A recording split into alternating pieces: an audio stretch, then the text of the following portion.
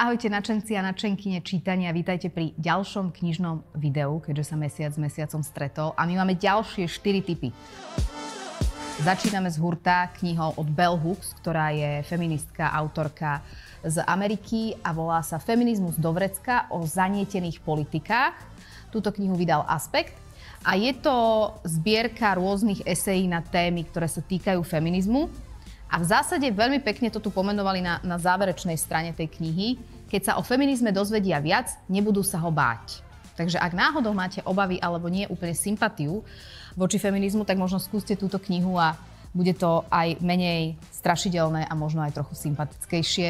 Je veľmi stručná a jasná, takže ani tým nestravíte zase mladosť.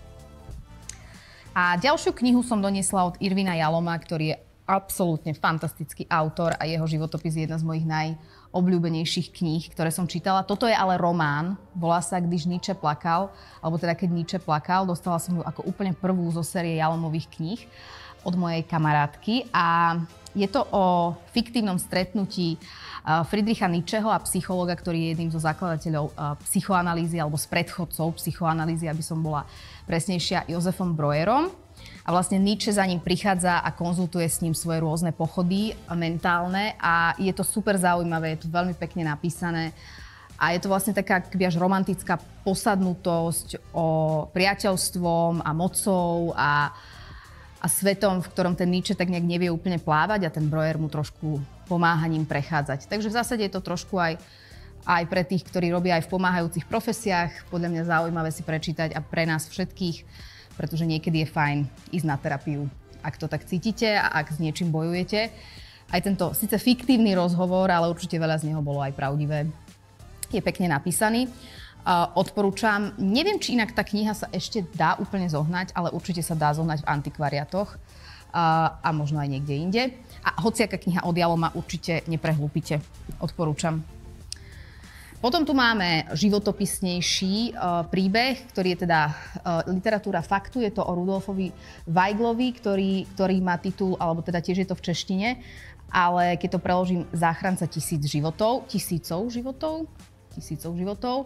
Je to rodák z českého Přerova, ktorý je ale inak jeden z najvýznamnejších vedcov európskeho charakteru, ktorý skúmal škvrnitý tyfus. A počas druhej svetovej vojny, nechcem vám veľa prezrádzať, zachránil veľké množstvo životov veľmi kreatívnym využívaním svojej profesie a tým, že vedel... No veď vám nebudem viac hovoriť, lebo ja vždy veľa porozprávam a už mi niekto vytkol, že príliš veľa hovorím o tých knihách a potom veľa prezradím. Takže odporúčam životopisné.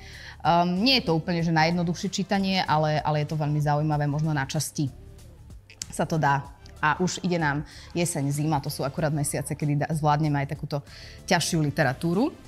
Inak som ju čítala asi, že týždeň pred pôrodom môjho druhého dieťaťa. Kúpila som si ju v Brne v knihkupectve a dočítala som ju jeden deň a druhý deň sa narodil môj syn.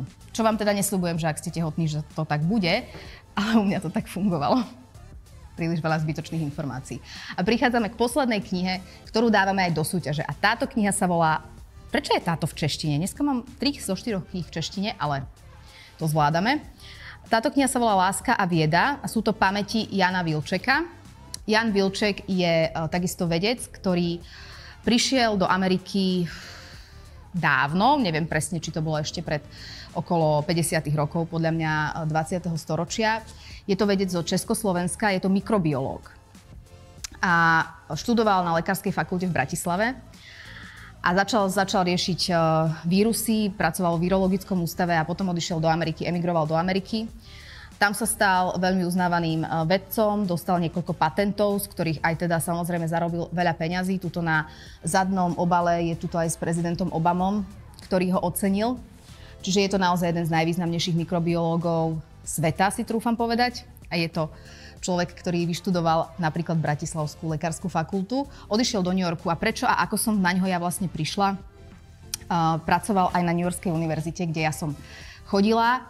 A už keď som tam chodila, on tam už nepracoval, ale venoval nesmierne veľa peňazí výskumu na tejto univerzite. Je po ňom pomenovaný aj jeden pavilón a aj naozaj etalónom nielen vo vede, v ktorej pôsobil, už má 91 rokov, ale aj v tom, že nezabudol nikdy vlastne na to, odkiaľ pochádzal.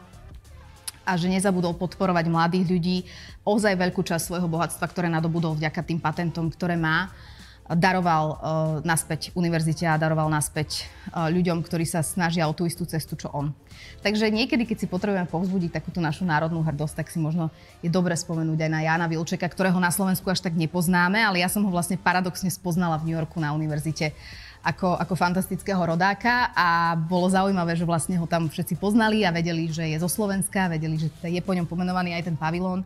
A tak som bola taká hrdá o niečo ešte hrdšia Slovenka a možno keď si to prečítate, je to pekné, lebo je tam aj veľa z jeho osobnej histórie, z jeho vzťahu, nemal deti, ale mal krásny vzťah so svojou ženou a dlho pracoval, sú tam teda fotky, aj keď dostal od toho Baracka Obamu štátne vyznamenanie za technológiu a inovácie a stretol sa asi s každým zaujímavým človekom americkej politiky. A už zase veľa hovorím, o túto knihu súťažíme. Všetky podmienky nájdete v popise tohto videa a budem potom rada, keď sa podelíte o svoje dojmy z akejkoľvek z tých kníh, ktoré som odporúčala. Do skorého videnia a čítania. Ahojte.